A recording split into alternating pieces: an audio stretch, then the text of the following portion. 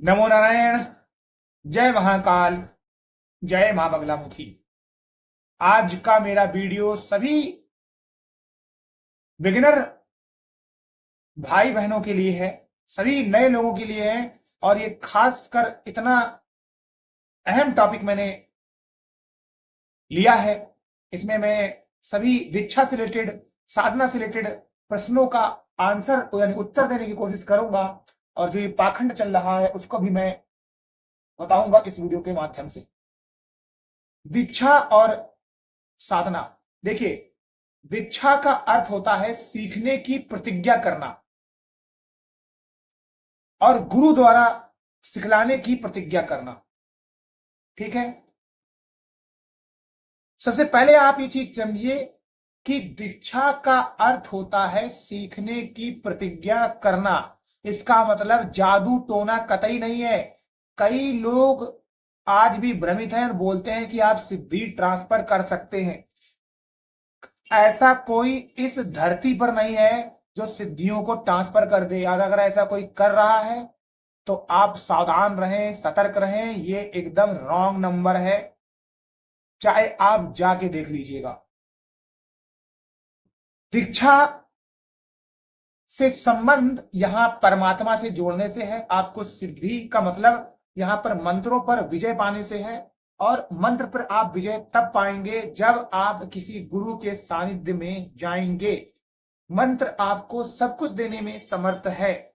तो गुरु जब आपको प्रॉपर तरीके से अपने अंदर में लेकर चीजों के बारे में बताता है कि पूजा में कौन सी सामग्री लगती है, कहां कहां पर आपको दिक्कतें आएंगी, क्या आपको करना चाहिए, क्या इसके नियम है, इस तरीके से अगर आप करते हैं तो आपकी गुरु दीक्षा सफल हो जाती है और आप जिंदगी में जो चाहते हो आपको मिल जाता है।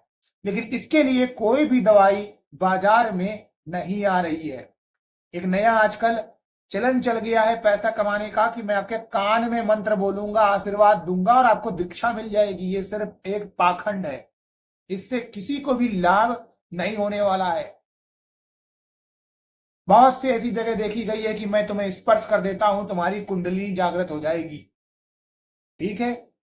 ये सभी लोग सावधान हैं। बहुत सारे ऐसे सोशल मीडिया में भी लोग मिलेंगे जिनका कोई चेहरा नहीं है, चीजें नहीं है। आपने उनके अकाउंट में पैसा डाला और वो गायब हो गए।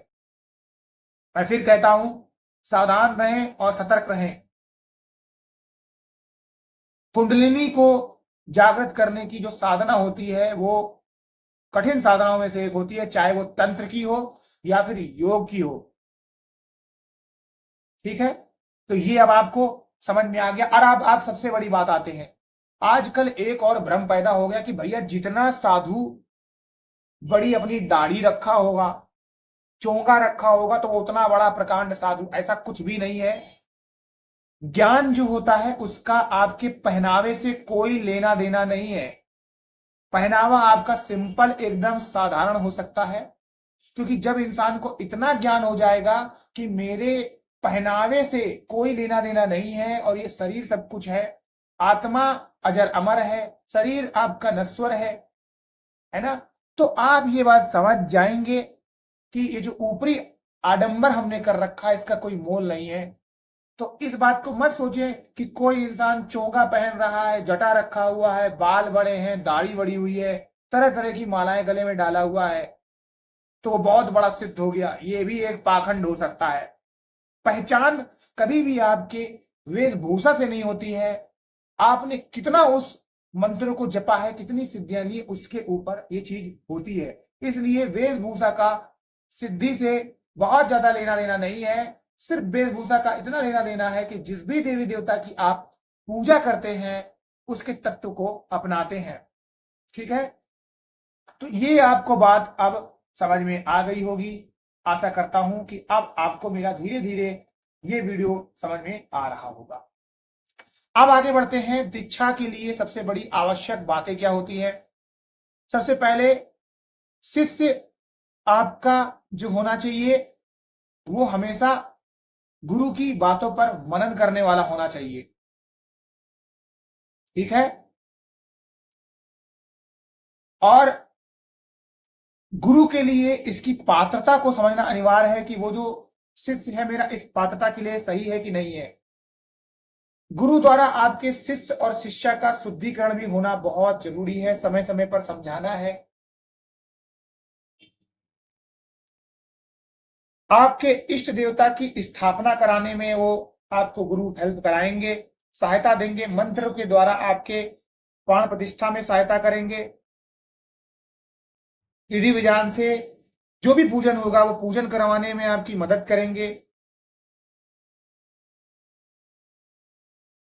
कीर्तन, हवन और जितनी भी प्रारंभिक क्रियाएं होती हैं उसके बारे में आपको बताएंगे रहस्य के रूप में। अगली बात आती है कि दीक्षा का चुनाव। कई लोग बोलते हैं मेरे वहां आ जाइए, कुछ लोग बोलते हैं ऑनलाइन सिद्धि ट्रांसफर हो जाएगी। मुझे हंसी आती है, कोई ऑनलाइन सिद्धि ट्रांसफर करता हो तो मुझे भी बता देना, मैं भी ले लूंगा सिद्धि।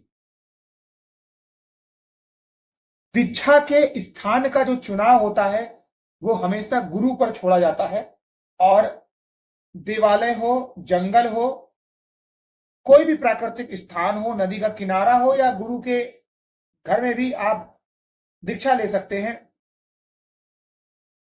ठीक है। देखिए, जैसे ही दीक्षा में महत्व समय का होता है, काल और तिथि का होता है, उसी हिसाब से आपके देश या स्थान का भी होता है। तो इसका चुनाव देवी देवता या मंत्र की प्रकृति के अनुसार किया जाता है।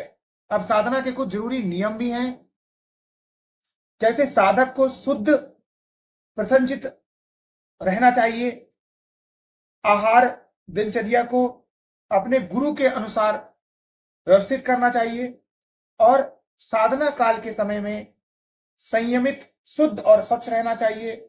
चाहे वो आपके कपड़े ही क्यों ना हो, शरीर क्यों ना हो, मन क्यों ना हो, और चाहे आपका खान पान और आचरण ही क्यों ना हो।